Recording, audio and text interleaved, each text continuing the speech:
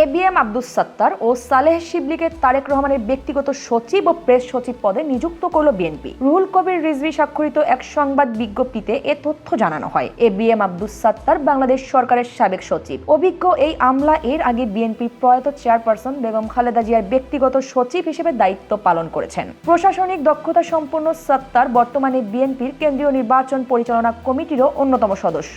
তার দীর্ঘ অভিজ্ঞতা তারেক রহমানের দাপ্তরিক কার্যক্রমকে আরও সুসংগঠিত করবে বলে আশা করছে বিএনপি। অন্যদিকে সাংবাদিক নেতা এএম সালেহ ভারপ্রাপ্ত চেয়ারম্যানের প্রেস সচিব হিসেবে নিয়োগ দেওয়া হয়েছে।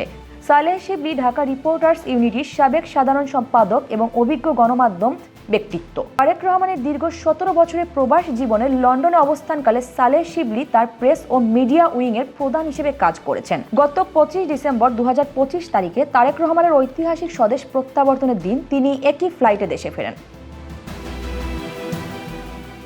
এদিকে বেগম খালেদা জিয়ার মৃত্যুর মধ্য দিয়ে বিএনপির চেয়ারপারসন পদ শূন্য হয়ে যাওয়ায় দলের গঠনতন্ত্র অনুযায়ী ভারপ্রাপ্ত চেয়ারম্যান তারেক রহমান স্বয়ংক্রিয়ভাবে চেয়ারম্যানের দায়িত্বপ্রাপ্ত হয়েছেন। যদিও দলের পক্ষ থেকে এখনো আনুষ্ঠানিক ঘোষণা আসেনি, সংশ্লিষ্ট সূত্র জানিয়েছে বেগম খালেদা জিয়ার পর আসন্ন 13তম জাতীয় সংসদ নির্বাচনের প্রস্তুতি নিচ্ছে বিএনপি। এই সন্ধিক্ষণে তারেক রহমানের দাপ্তরিক ও গণমাধ্যম সমন্বয় কার্যক্রম আরও সুসংহত করতে এই দুই গুরুত্বপূর্ণ পদে অভিজ্ঞ ব্যক্তিদের নিয়োগ দেওয়া হলো। বর্তমানে গুলশানে চেয়ারপারসনের কার্যালয়ের 2য় তলায় তারেক রহমানের জন্য নতুন অফিস চেম্বার প্রস্তুত করা হয়েছে, যেখান থেকে এই দুই কর্মকর্তা তাদের কার্যক্রম পরিচালনা করবেন।